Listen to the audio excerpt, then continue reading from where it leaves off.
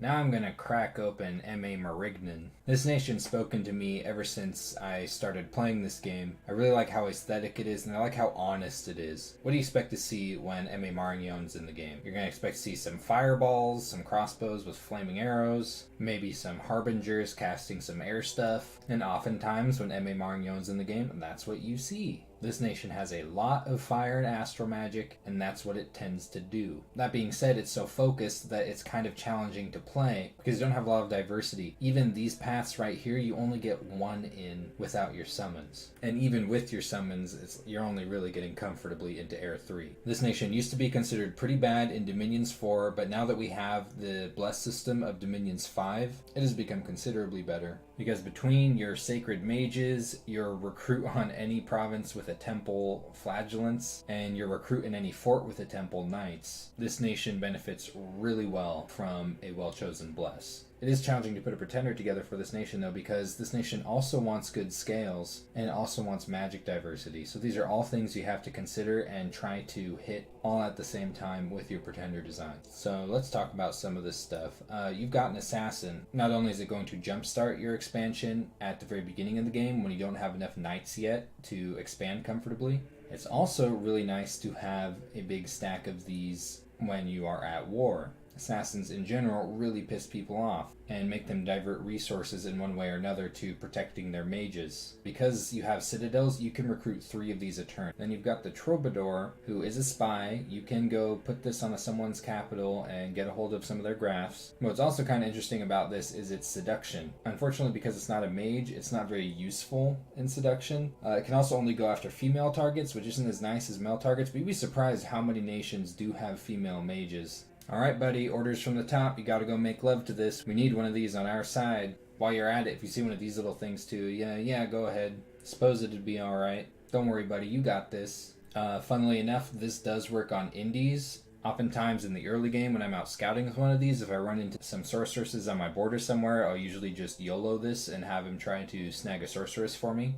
And sometimes it actually works. The Friar's nice in that it can be recruited in any fort with a temple on it. It's also stealthy, and this is a nation where Dom kill is on the table for you, so having access to stealthy priests is not bad. In fact, this is one of the more powerful nations when it comes to Dom kill strategies, and that's something that you can take into consideration when you're building your pretender. Now, paladins are super cool, kind of expensive. They're able to bless your Knights of the Chalice, but so are the Friars. I usually just recruit paladins because they're cool. They're also a little more survivable than the Friars. Like, sometimes your friars will get picked off, and that's not good. It's kind of hard to kill a paladin. These things with some knights are really good raiding parties. You can actually raid against small PD alone with them, though it's not a good idea. If you hand them a firebrand or something like that, but you might as well just bring a few knights along, and they'll take out small PD all day. So this guy is an extremely cheap researcher. And though he's not really useful as a mage, usually I kind of avoid these options with a lot of nations where you have like a cheap research option. But with this nation and the way I tend to build my scales, I actually do end up getting a fort pretty much stacking up only these so that I can ramp up my research. If you do manage to find some air sites, owl quills are something I do make on this nation. Lightless lanterns are extremely good when you get to construction 6, and these love holding lightless lanterns because you don't care about their horror mark chance. These things are built to research. But it is worth considering that these things aren't really useful on the battlefield in any way. You do have a couple of other options for researchers, but at the very least have some other kind of utility. This maybe if you are going for Dom kill, and these which are just your standard battle mate. This here is your Inquisitor. It does research. The only time I would ever consider recruiting these is if I'm looking to Dom kill, because when it comes to preaching against other faiths, they are effectively H4. And that's fairly strong, and you have even more powerful versions of this. He is old age, and I'm going to talk about this more when I get to the Grand Master. I usually don't end up recruiting any of these unless there is a really strong need to attack someone else's dominion. So here's your Witch Hunter. This is your Battle Mage. You are going to need stacks of these. They're a little bit pricey, but they are sacred, so they're upkeep isn't as bad, which also means they hold your bless, which is super nice, and can deliver that bless as well. These things can act as communion slaves and even as efficient communion masters. Unfortunately, they're a little bit limited in their paths, but with Phoenix power and communions backing them up, they are very powerful fire evocation wizards. Also not bad astral battle mages either. So it's pretty important to have 1 or 2 forts constantly recruiting these, because this is the core of your mage army. There's not really anything else sitting in competition for that spot with this nation. You do have an architect. You're just going to want a few of these for getting your forts up to citadels. They can help a little bit with sieging or castle defense, but I don't think that's a very good reason to recruit these, especially considering that they are capital only and they have a pretty intense resource cost. It's mainly just to get your forts all the way up to citadels where you need them to be citadels. Here's your High Inquisitor, H3 Inquisitor, so this is effectively going to be H6 when it's preaching against other faiths. Extremely powerful in that regard. And just for shits, it's got a little bit of fire magic, which more importantly makes it able to research. So I usually only get a few of these for Divine Blessing, but do keep them in mind for their Inquisitor skill. They are old age, and I'll talk about that more in a bit when referring to the Grand Master. This is your powerhouse mage. He's got a big price tag on him, but you need to recruit these constantly on your capital because you need some of them in at least all of these paths. And yeah, I know you're looking at that Earth 2 there. I look at it too. That'll allow you to forge Earth boots and crystal gear and stuff like that. That's a pipe dream. Like, what's the odds on this? Like, what is that, like 0.6% to get this? I mean, I have seen it before, but it's better to just pretend it's not possible, and then in the rare event that it actually does happen, it's a pleasant surprise. But this guy is super powerful on the battlefield. He can cast fire and astral spells all day. Some of them have really good paths for buffing communions. These are what you'll be using to summon your harbingers, which I'll talk a little bit more about in the future. But now, we've got to talk about this. And that's the old age problem that this nation has. So you notice that there's a few sacred mages on this nation with old age. And you might be thinking, yeah, that sucks. And you might be thinking, yeah, I can deal with it because I got the witch hunters and they're not old age. Well, check this out. Oof. Owie. So yeah, old age is a serious problem for you. Like, even your paladins could conceivably get old during a long game because of your witch hunters tending to get old fairly rapidly. A lot of times you can get around not taking an aging bless on a nation. I think an aging is almost a must for this nation. And there are other reasons to take nature on your pretender too. Pretty much all you've got are old men. And taking care of the problems that old age comes with isn't as easy for you as some other nations. I haven't played this nation without an aging in a very long time. As for your units, you've got your flagellants. These are pretty notorious with Marignon. I think when Dominions 5 just came out, they were a little bit exploitive with the new Bless system, but that's since been fixed. So what's going on with these guys is you can recruit them in any province with a temple. You don't need a fort in it, and they're super cheap. Their upkeep is super low. Their stats are dreadful, other than their morale, but they do have a fairly hard-hitting flail that has 2 attacks. When you recruit them, they often come with afflictions, 0 protection, so they just melt to projectiles. But if you kind of keep these in mind when you're building your Bless, later in the game when you're able to buff these guys as protection or give them luck or things like that, these actually become pretty effective as chaff lines, especially because their upkeep is so low. And with the right Bless, they're actually also just fairly good offensive units. So definitely consider these when you're putting together your Bless. And ideally, you want them to get some value out of it. You've got your crossbowmen. This is pretty defining for Marignon. Everyone who's fought Marignon has faced big lines of these shooting flaming arrows. When the Harbingers come out, or with your air randoms on your Grand Masters, you get Wind Guide up, which also helps with the precision on your mages. These things become pretty deadly. Crossbows aren't as common in the Middle Ages as they are in the Late Ages, so this is a pretty good advantage for you, and you should use it. So you've got 3 options here for your 10 gold shieldless infantry unit. The Pikeneers used to be pretty good in Dominions 4, but with the changes that came with Dom 5, I actually never recruit these. So these are the 2 units that you want to consider. Basically what you're measuring against these is that the swordsmen have slightly higher defense skill, and the attack skill on their weapon is 2 higher. Their damage is 1 less, and it's only slashing, whereas the halberdier, half the time, will do piercing damage, a little bit more damage at less attack and less defense. These things also have an added castle defense bonus. So those are the differences you want to keep in mind between these 2 units if you're thinking about recruiting them.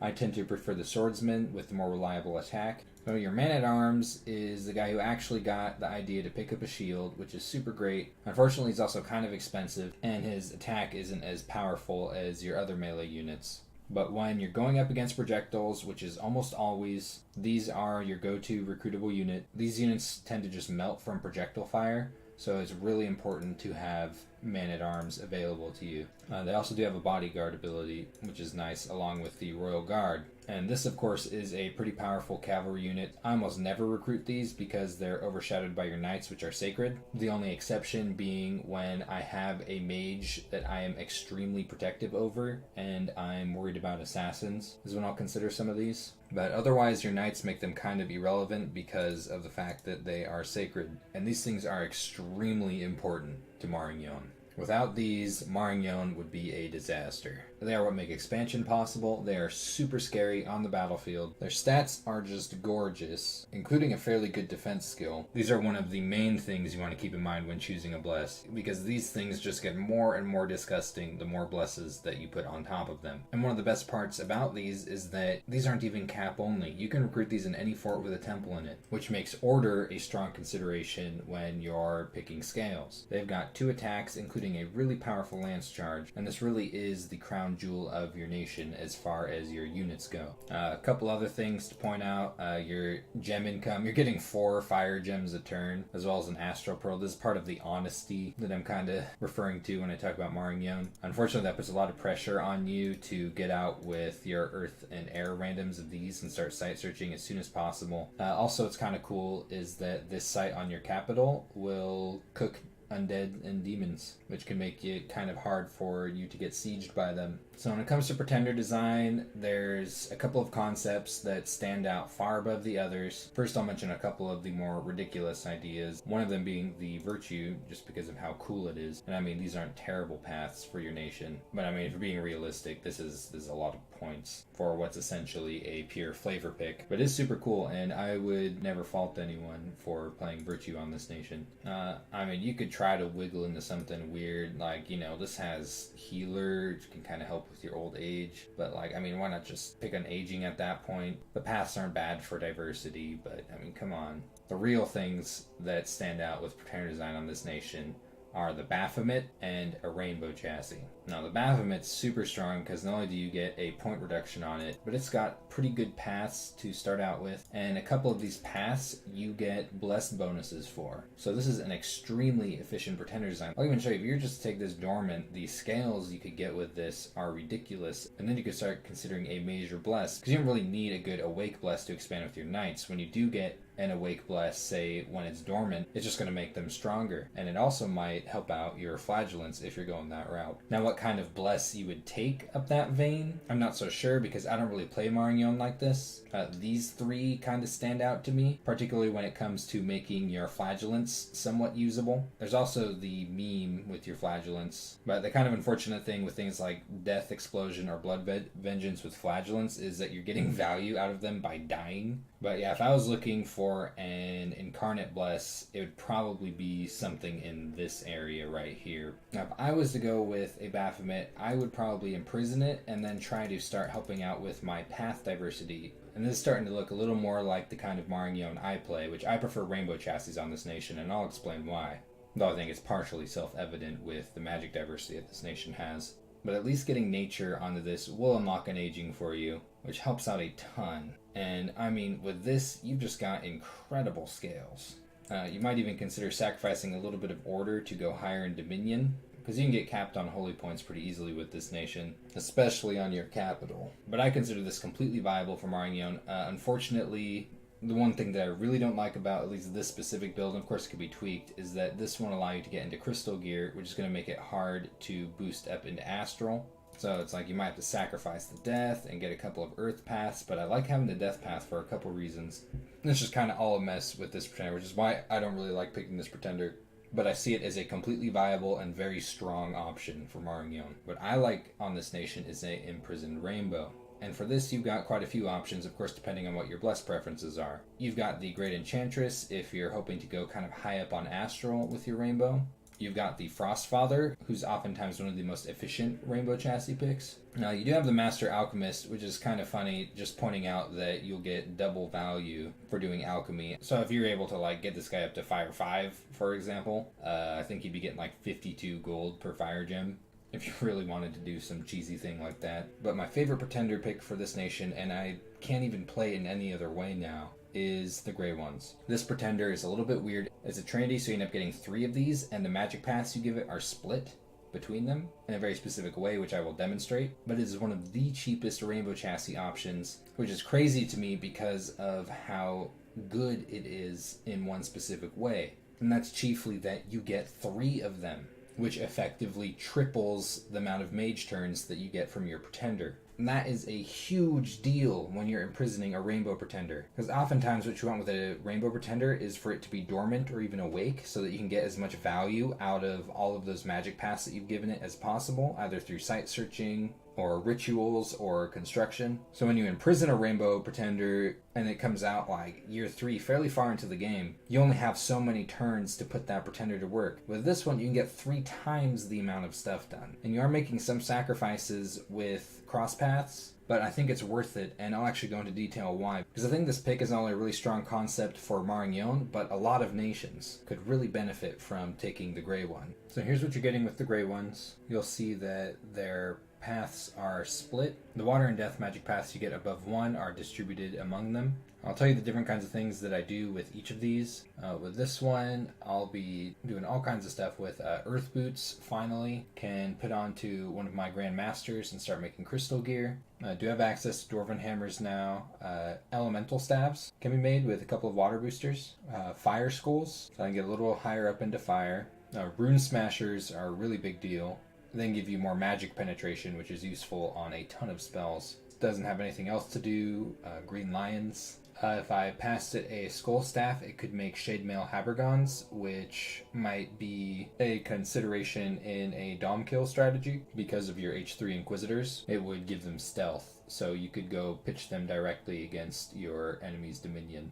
This one is pretty important. The big thing that this one brings home is Lamia Queens. Once I've got a Thistle Mace and a Ring of Sorcery on it. This is able to summon Naiads, and if you can get some blood hunting going, Frost Fiends and Ice Devils are on the menu, along with just other general blood stuff. Vampire Lords, if you end up going way down blood. And I mean, this is MA, so you're not competing with as strong a blood nations as in, say, EA or LA. So especially if you manage to somehow get into blood before these come out and get some blood hunting going, I mean, you can end up taking a lot of the unique blood summons. And this is the highest guaranteed astral I'll be getting. So this is what I'll be using to climb higher into astral. Because I can now make earth boots when these are out, I can make crystal gear for this. I can make crystal coin and a starshine skull cap. Then it can forge rings. I like to have a ring of sorcery, and if I'm able to afford it, a ring of wizardry to pass around. But the ring of sorcery is extremely important, and this gray one is my ticket into that. Also, when I make an elemental staff with another one, this one's able to get me some air boosters for my harbingers. Other than that, this is one I'll use for things like specters, since it doesn't have as useful of cross paths as the other ones.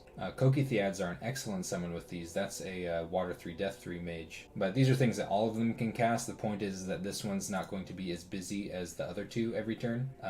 They could cast Hidden in Snow. I don't know if that's a great use of your water gems. Ghost Ship Armada got a buff recently. I'm not sure if that means it's worth casting.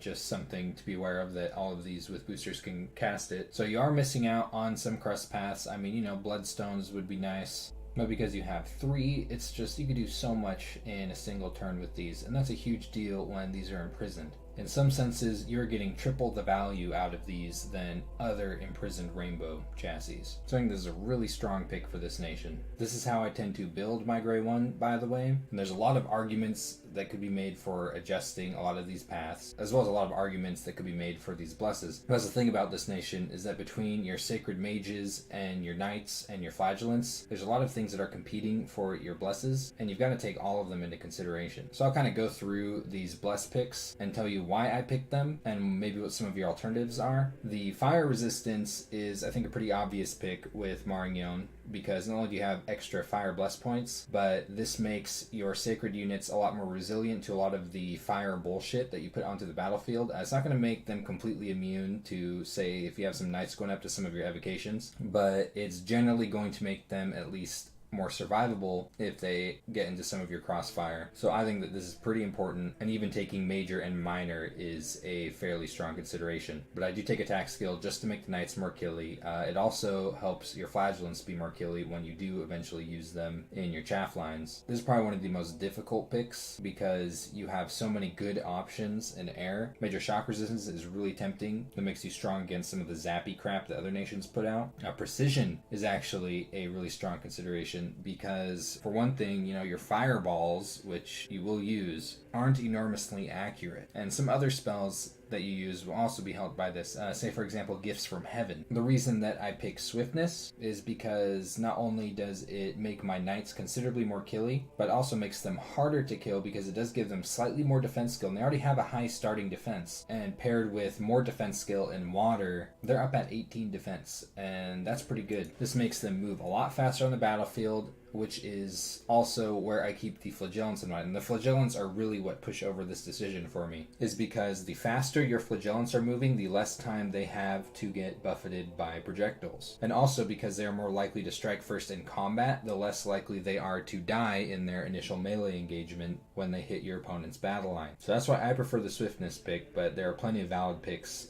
in this realm. Defense skill, I tend to think is a must for your knights. If you're not that impressed by it, a couple other alternatives are, of course, major cold resistance. One thing you can consider is if you know there's going to be a lot of rivers on a map, water walking paired with minor cold resistance actually isn't a terrible idea because you have heat 3 scales, and heat 3 scales are fairly common. You'll be able to take advantage of rivers where a lot of other people won't be able to. What Strength of the Earth is competing with is Reinvigoration, which is really strong on mages in general, but also particularly on yours because they are communion mages. So Reinvigoration is definitely a good pick. I just pick Strength because I'm a little starved on points up here, as well as it does help my knights and flagellants. With Astral, your Arcane Finesse is competing with Farcaster and Magic Weapons. Magic Weapons, of course, are good. I don't see them as important on this nation because you have a lot of ability to dish out AoE or spam magic damage with your mages, but completely valid pick. Along with Farcaster, I tend to prefer Arcane Finesse over Farcaster on Astral nations because your penetration is more important to you than, say, on most elemental focused nations, where Farcaster can be a pretty strong pick. Spirit Sight or Low Light Vision, I actually think is something you should very, very strongly consider because literally all of your Grandmasters can cast Solar Eclipse. Every single one of them can cast Solar Eclipse. Every time you have a battle with a Grandmaster in it, and mages, or knights, or flagellants, anything like that, you should be casting Solar Eclipse, so long as you have a Spirit Sight or a Low Light Vision Bless, just because of the stat advantage that that's going to give you over your opponent. I don't see Solar Eclipse used very often. I think people kind of just forget that it exists, but yeah, you can block out the sun. It's not as powerful as Darkness, it's half as powerful, so Low Light Vision would cover it. The reason I do Spirit Sight is because my only other option is Arcane Command, and I'm not too interested in Arcane Command, because you have enough magic leadership, and Death Bless points aren't very valuable, so I think it's better that they at least go towards something like Spirit Sight, which is nice because, you can see invisible units, and Darkness doesn't do anything to your Sacreds. Undying is there just because there's not much to do with Death Bless points on this nation. Unaging, I've already talked about this. I think this is almost necessary. And then Blood Surge. Usually I actually do see this bless as sometimes a little bit overrated. A lot of times I will prefer Strength of the Flesh times 1 or 2 to Blood Surge, because Strength of the Flesh gives all of your Sacreds value from the moment they are blessed and makes them hit harder on that initial strike, which can help them trade better in engagements and make it so that not only the ones that are benefiting are the ones that manage to kill something. However, on this nation, I actually do prefer Blood Surge, and that's for 2 reasons. One is that your knights have a lance charge, and that's going to greatly increase their ability to get the initial kill that triggers the Blood Surge. So I think Blood Surge is super strong on your knight. What this also does is affect your mages, and will give your mages reinvigoration for a time, so just kind of an added bonus. But you do got to keep in mind, like for example, I think Strength of the Flesh would be stronger on your Flagellant, and that kind of thing is where I kind of see, Blood Surge gets overused, I think, as far as Bless goes, where Strength of the Flesh will be better, but in this nation, I do think Blood Surge is a strong pick. So I'll talk real quick about your research priorities. In the early game, you're going to want to be looking at Conj 3 and Evocation 3 so that you can get your Phoenix Power and Fireball spam online. That's also going to tie in Thaumaturgy for Communions, as well as Enchantment 4 for Flaming Arrows. These will generally make you fairly powerful in the early mid-game. And when you're picking your first war, if possible, try to avoid a nation that can easily cast rain, or especially one that can cast storm. Because storm is going to make a mess of your Flaming Arrows Fireball strategy. Other things you will be looking at early on in the game are Alteration 4 for Wind Guide, Construction 2 for Owl Quills if you manage to find some good air sites, and also you're probably going to want to get to Construction 6 to build Starshine Skullcap, so at Conjuration 6 you can start summoning Harbingers. And you want to get into Harbingers as soon as possible. And that's kind of what I think your earlier priorities are in research. Now I'll go through and kind of talk about what spells stand out to me for this nation. So at Conjuration 3 you of course have Phoenix Power. This is going to boost your Fire Mage's Fire Magic by 1 and give them FR, which is nice. But this is going to make your fire evocations extremely more efficient to cast. So this is generally what you want to be casting toward the beginning of your script. You've also got Power of the Spheres, and you should have one Communion Master casting this in general for your Communion Slaves because it's going to boost their paths as well and make them more efficient Communion Slaves. At Conjuration 4, you've got Light of the Northern Star, which will boost Astral Magic to all mages on the battlefield, including your opponents, so that's something to keep in mind. But once again, this is a pretty good way to make your communions more efficient, as well as just make your Astral Mages in general much more powerful. At Conjuration 5, you've got Elementals, not too much going on here otherwise, but 6 is your big landmark, because this is where you get the Harbingers. I'll bring these up in the Mod Inspector in a bit. These are your flying A3 mages. They're fairly efficiently costed for an A3 mage, and you're going to want a ton of these. This is where the larger portion of my Astral Pearls go when I'm playing Marignon, right into Harbingers. You've also got Lamia Queens, and this is usually why I pick Death on my Pretenders as well as Nature, because Lamia Queens are basically the inversion of your magic paths. They have everything that you don't. They've got water, death, nature, and blood. So these are one of the absolute best things that you can cast to break into other magic paths. And they're not that expensive, and the great part is that nature is the easiest thing to find on indies, so it's the easiest thing to site search with indie mages. So it's actually fairly easy to stack up a good amount of nature gems by the time your Pretender comes out and you're able to cast this. So this is a really strong consideration when you're designing your Pretender. Also worth noting are Specters, which can help with diversity with their water, earth, astral, death paths. And if you're lucky, they can break you into Earth 2, which breaks you into Crystal Gear. Higher up in Conjuration, you do have Heavenly Wrath and Angelic Host, as well as Heavenly Choir, which are national spells, some pretty powerful angels. This one's a fairly powerful Raider.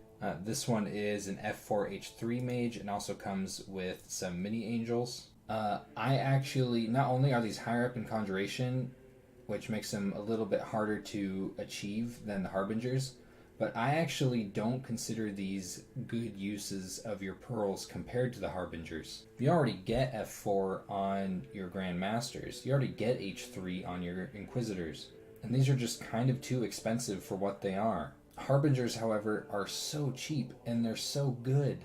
In general, I would rather have 2 Harbingers than 1 casting of Angelic Host. Though Angelic Host is okay, and I'll go over it soon. Alteration, you've got typical bunch of buffs for your communions, all the way up even to 4, where you've still got stuff like Temper Flesh and Body Ethereal. But this is where you get Wind Guide. This is a pretty good landmark for you because this is not only going to make your crossbowmen more accurate, but it's going to make your mages more accurate. So really big deal that you can cast with your Air Random Grandmasters, or Harbingers preferably, when you can get a hold of them. And this Solar Eclipse I was talking about, that's half as strong as Darkness. If you have Low Light Vision or Spirit Sight on your Sacreds, you should cast this pretty much every single battle. You know, just get Fire in a Jar on a Grandmaster, and just have them set to cast this turn 1 on every single fight. It's going to give you an advantage almost all of the time. You also get Transmute Fire, you know, just, you get a lot of fire gems. Hopefully you don't feel pressed into doing this, but the option is there.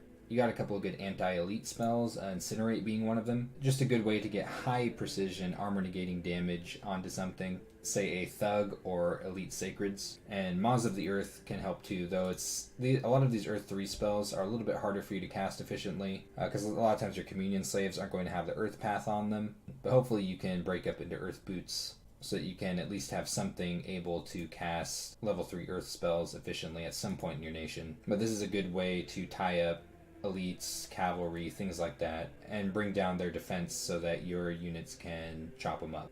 Battle Fortune is pretty disgusting when you cast this on your knights. Just gives them luck. I don't like to use Battle Fortune that much because it's a little bit expensive for its area of effect, but I absolutely cast this on knights just because it makes them so much more disgusting than they already are. Something else to keep in mind with this is if you are using your knights and you're casting Gifts of Heaven, your knights are definitely going to be exposed to those Gifts of Heaven drops, as they will be in the enemy lines fairly quickly, so this makes them much less likely to be killed by falling meteors. 7, as with most nations, is pretty good for you to hit because it gets you a hold of Fog Warriors and Marble Warriors to make your units harder to kill. It also gets you Doom. This is something that you should definitely consider bombing enemy armies with, just to make your army more effective against them. I also mentioned Will of the Fates for the same reason that I mentioned Battle Fortune, though getting up to Alteration 8 is pretty difficult. I would, however, consider getting higher up into Alteration being one of your better late game priorities. But yeah, this will just give everything you have luck. Pretty strong. Evocation is a pretty important school for you. At 2, you've got Sulfur Haze, which is actually pretty interesting. Your air random Grandmasters can cast this. Check this out. Area of Effect 4+, it's going to be better on your Grandmasters because they're higher in fire magic. Lingering, so it like kind of lasts in a cloud, and does fire and poison damage, as well as a little bit of extra fatigue where it hits. Everyone's expecting fire damage from Marignon, what they're not expecting is poison damage. So this is a good spell to keep in your pocket. At Evocation 3, you've got the famous Fireball, high AoE 1 damage with a great area of effect on fatigue. And you've also got Magic Duel.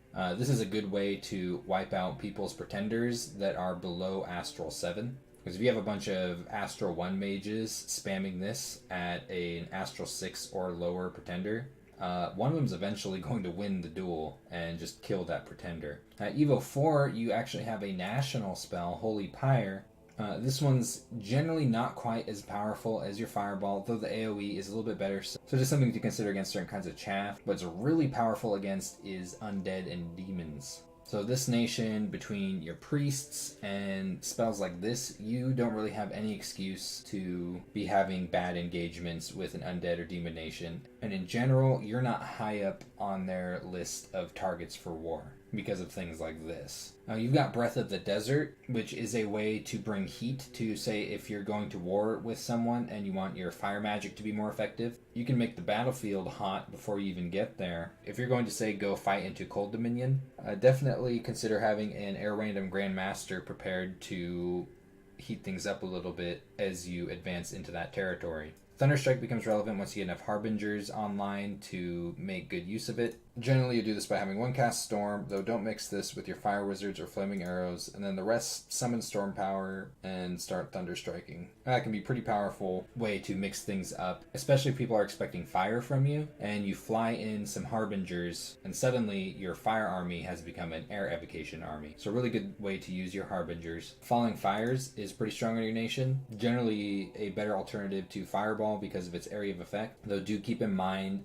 the high fatigue AoE on Fireball against certain opponents. Gifts from Heaven is something that your Earth random Grandmasters can cast in a Communion, though not too efficiently. It's just sometimes this is what you need to take out certain threats, so keep it in your back pocket. It does a lot of damage. Just remember that Wind Guide can help out with this precision problem. Stellar Cascades is a really good answer to stuff that you're having trouble doing damage to. This will just put stuff to sleep fairly efficiently with its AoE and its fatigue cost. So this is a good counter to some elites and thugs and super combatants. Flame Eruption is actually pretty powerful, but you gotta be really careful with this range. It's just got such a big area of effect. This is something where, you know, you gotta put your Fire Mage fairly far forward, and you have to have stuff blocking it that's very fire resistant. Terracotta Soldiers come to mind for this. You got easy access to Astral Fires. This is a solid AoE armor negating spell with a really good range on it. Where your fire magic isn't working as well, switch over to Astral and use spells like this one, and you'll be doing a lot of damage. Now, you've also got Mind Hunt, which is pretty strong against nations that don't have access to Astral Mages. It's even more powerful if you're up to the Thom school enough to have Soul Slay. So this is basically an assassination spell for enemy commanders, and a pretty powerful one. Just keep in mind that if your enemy has Astral Mages, you're risking basically losing the effectiveness of your Astral Mage that's casting this. I'm not going to go super in-depth on construction. This isn't too heavy of a construction nation. You do have owl quills at 2, which are an important consideration if you can find the air sites. 3 earth buffs aren't quite as easy to cast on this nation, but you do have them. You can cast things like Legions of Steel. It's going to fatigue your communion slaves quite a bit. Construction 6 is a pretty high priority, though, for Starshine Skullcaps as well as Lightless Lanterns. And when you hit Lightless Lanterns, you should dump a bunch of fire gems into them to start ramping up your research considerably. Also mention that getting a hold of the Astral and Earth Cross Path is pretty important for you, as that's what's going to allow you to forge crystal gear, which is going to help you climb higher into Astral. At Construction 7, you have Golem Construction, and Golems are really good magic phase interceptors. They are nearly super competent tier if you kit them correctly. Fairly efficiently costed. So definitely consider this for a reason to hit Construction 7. And of course, if you're able to cast it, you also do have Weapons of Sharpness. You've also got a few national items and some discounts, and I'll mention those in a bit. Enchantment, you've got a few buffs here. It'd be really nice to get an Astral Nature Mage or a Crystal Matrix on a Nature Mage to be able to cast Personal Regeneration for your Sacreds. Also worth considering is a small HP bless for your Witch Hunters. That would knock them up into a new regeneration bracket if you are planning on getting Personal Regeneration into your Communions. At Enchantment 4, you've got Flaming Arrows. This is the big one. This is going to make you a pain in the ass against certain opponents in the early mid-game. Basically, you're just giving your crossbowmen laser guns. You do have Terracotta Army, and this nation is fairly efficient at casting this. You can get a pretty powerful Fire Earth Crosspath Mage with your Grandmaster to get 14 or even more of these a turn. These things are very fire resistant, and they are completely acceptable line holders, though they become a lot stronger once you can get some buffs onto them. Cloud Trapeze is going to become relevant with your Harbingers, because this is going to allow them to magic phase intercept people. And you're going to want some Harbingers set up to counter Thug if you're being raided. Anti-magic is going to increase MR on all of your units, pretty powerful. At 5, if there isn't another powerful Fire Nation in the game, you might consider getting Eyes of God going for a time. Another powerful Fire Nation could fairly easily cast Fate of Oedipus and blind whoever casts this, but I don't think that would matter too much for your gray ones if you cast it with one of those. Not only is it being able to see everything on the friggin' map a huge advantage, but also gives you a diplomatic advantage, because a lot of times when you cast this, you'll get a bunch of messages of people asking questions about their enemies, and you can use that to your advantage and make friends, trade information for things that you need. So Eyes of God is pretty powerful in that regard. Just be careful that you don't get the eyes burned out of whoever cast it. Heat from Hell, pretty strong on your nation, and a good reason to take a little bit of fire resistance on your bless. Eternal Pyre isn't a bad thing for you to cast. It's pretty easy to get up to this, especially if you have Death and Fire on your Pretender. It only takes 5 turns to pay off if you don't overcast it for too much. And people in general don't feel too threatened by this one as much as a lot of the other gem globals. People don't tend to value fire gems as much, but you can definitely make use of fire gems, so you can definitely make use of this global. Aerofend is pretty important to you because so many of your units don't have shields. It's going to make your crossbowmen trade a lot better in their archer fights, and your Harbingers can cast this easily wherever they need to be with their flying. Stellar Focus is worth mentioning at Enchantment 7. This is just a way to generate some Astral Pearls. Usually people don't feel the need to dispel this because you're not getting that many Astral Pearls from it, but if no one else has it up, it's something you just might as well slap up if you have the Astral Pearls to risk on it. It's also a pretty cheap way to try and push off other global enchantments. Thaumaturgy with all of your Astral is of course an important school for you. You've got tons of utility in this school, and of course you will want to get up to Thom 1 as soon as possible to form communions. At 2 you've got Mindburn, which is kind of like the fireball of evocation in a sense. It's kind of like the fireball, which is in general the main thing you're going to have your Astral Mages be doing at lower levels if fireball isn't what you want to be casting. Is a pretty good way to counter some elite units. You've also got Returning, which is a little risky, but there's some tricks you can do with this while, say, bombing enemy armies. This is going to bring your caster back to your capital from a battle, presuming that it's successful. At 3, you've got Teleport, which can be used for magic phase interception on your Grandmasters, though more often I tend to use Cloud Trapeze with my Harbingers in this alley. At 5, you've got Soul Slay. This thing at 100 range, 100 precision, just kills things. And it even kills Immortals. Really good reason to climb up into Thaumaturgy. You've also got Gateway, and this is a good way to ferry your troops between, say, different forts you have where you have labs built. Say, you've got a big stack of knights on your capital and you want them to be closer to the front line, you could just stick them on a Grandmaster and gateway over. At 6, you've got Enslave Mind, take control of enemy units, pretty straightforward. And 7, just going to quickly mention Purgatory. If you're at war with an undead nation and you're on the back foot, this is a good way to make invading you hurt really badly. So these are your national summons. I'll talk about them real quick. The most important one is the Harbinger at the extremely accessible Conjuration 6. You're going to want to dump a ton of Astral Pearls into these. With their Air 3 and their Flying Mat move, they're really good as army support mages because they can get to where you need them and cast what you need them to. When you get enough of them massed, they're really good evocation mages. This is the only thing that I will really summon out of the national summons. The Angel of Fury at Conj 7 is a really expensive thug chassis that isn't even really as good as the Harbinger. Like, yeah, it's got Fear and Blood Vengeance, and in some situations that's good, but it can't cast air buffs on itself. It can't bless itself. And I mean, you shouldn't really be using Harbingers as thugs anyway. You have other options for raiding. So I've actually never summoned one of these. If there's some kind of goofy secret trick with these, like, tell me about it. Otherwise, I don't really see the point of this summon. Now, Angelic Host isn't terrible. Like, this is a really good chassis with F4H3, and I mean, these are good. It comes with 5 of them, and I got a little demonstration of these on accident. Really, the problem when it comes down to it is I just rather have 2 Harbingers. Niche situation I could imagine casting this is if I really need the fact that you can cast this on a distant province and have them just show up. So if I felt that it was really imperative to raid a specific province reliably with something like this, like maybe I would cast this. And finally, at Conjuration 9, at an extremely expensive 144 pearls, you get the Seraph, along with 9 of these, which are basically just slightly worse versions of these, as well as 3 Harbingers. So if you actually did manage to get to Conjuration 9, basically you'd have to consider, is this worth 79 pearls? Yeah, probably, if you really have that to blow. I couldn't tell you from experience whether this is a good decision or not, because it's just so late game. I've never had the opportunity to cast this. And this isn't really stuff that you don't already have. You might not have access to Air 4 if you didn't take away to boost onto your Pretender. But if someone has experience with this thing as maybe an SC chassis, I would be curious to hear kind of what they've done with it. So these are your 2 national items that you've got. Mercy Brand is something that I don't see as too significant when held up against, say, like a Firebrand, as far as like a thug weapon goes. It does give whatever's holding it Inquisitor. I guess it's just kind of something to just note that if you have a powerful priest and you want to give it Inquisitor, you can with this. That's a pretty strange niche concept.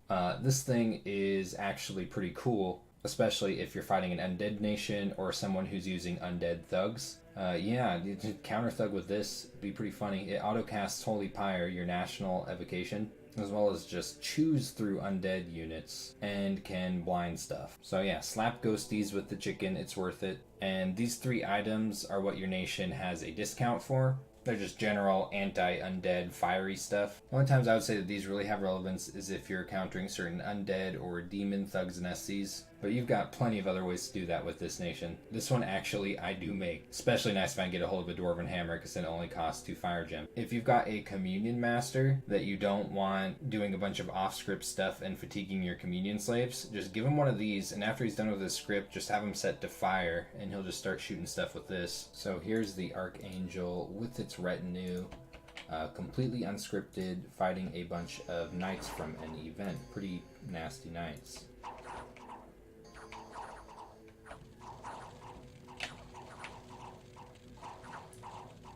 So you can see this spell is fairly powerful. What you get is good, is just you kind of have to weigh it against 2 Harbingers because that's what it costs. This is acceptable positioning for your starting army. Make sure that your priest isn't too close to your crossbowmen, or you might get hit by a stray projectile. And generally what you're looking for with the starting army, it's really bad. It's not a very good starting army. You're looking for something like this might be alright, where you can see there's the low prot, no shield militia. You want to be careful with tribes or other things with lots of projectiles, because they will oftentimes chew up this army. So you're pretty limited in targets with this. Sometimes you just really don't have anything good to go after with it. But fortunately, you've got assassins to help bridge you into having enough knights to build a proper starting army. And what assassins also do is take out provinces that would otherwise be kind of annoying, say ones with lots of cavalry or barbarians.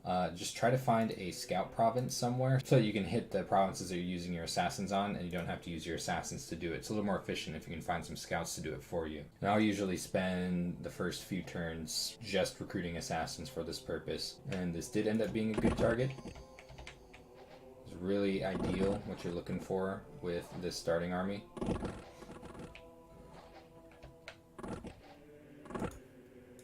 Didn't lose a single one. That's rare. So there's assassinations. These things can sometimes take on the mounted commanders, alright.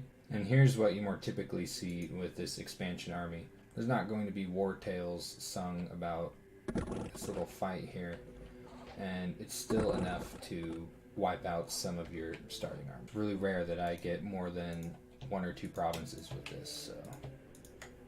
So they did manage to take the province. That's starting army again. Well, this starting army has pulled a lot of weight. This is more than I expect from it, but I don't have any more pikeneers for it. At least most of the crossbowmen are still intact. This is how assassination expansion works if you aren't aware of it. Once you get rid of all the commanders, you can just attack it with an assassin or a scout, and without leaders, the enemies will just rout. YOLO. When you're picking a prophet at the beginning, one thing to consider is your High Inquisitor is an H3. If you prophetize it, it will become H4. It's probably not a bad thing to do. I just like to prophetize the paladins because paladins are cool. So there's a starting army again. Nothing but crossbowmen and a friar. If you pick your provinces carefully, you can actually end up getting 3 or 4 provinces with the starting army.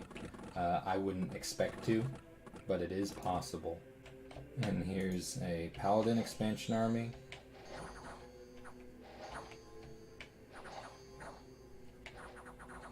Pretty ridiculous. This here is one scary ass motherfucker. These guys know it. Getting the hell away from that guy.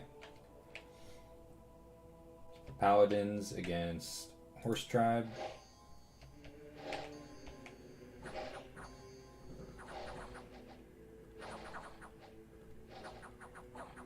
Let's chew them up.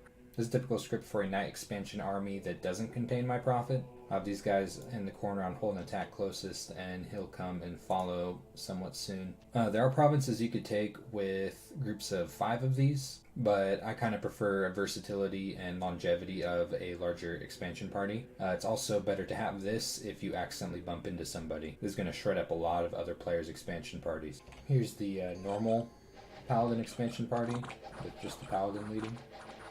You could use friars to lead. I just prefer paladins because they're a little hardier.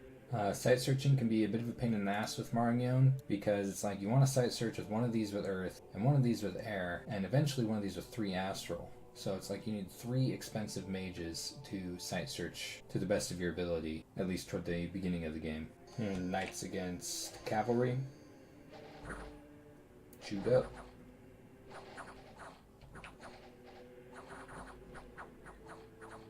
Knights against whatever the hell this is.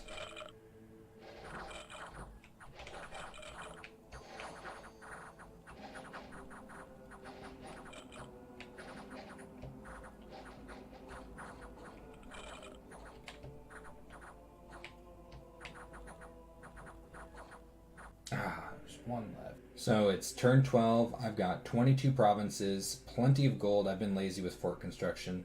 I did get lucky kind of with my starting army that did manage to take 4 provinces. That is unusual. Even if I was to remove those provinces, it would still be acceptable expansion. Something you should be looking into are independent mages, especially you do want to get a nature mage, and those are the easiest to get. Lizards would be a high priority target. Any kind of sorceress, of course, is going to be a high priority target.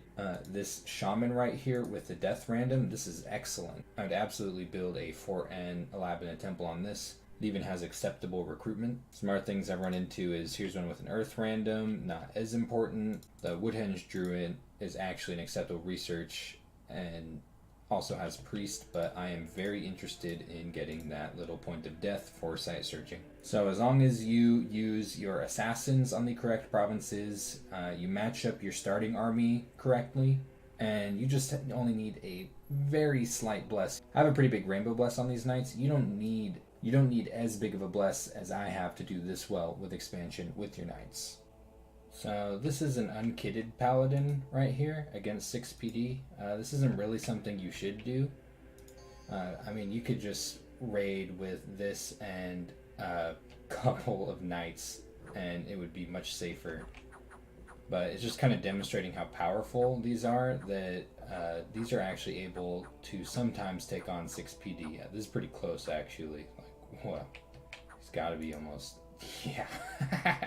So yeah, don't do this. But it just goes to show you how powerful these paladins are.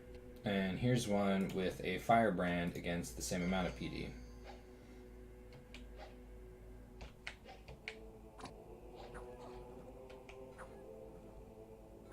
It's a lot more viable. And this is that one with the firebrand against 7 PD with cavalry.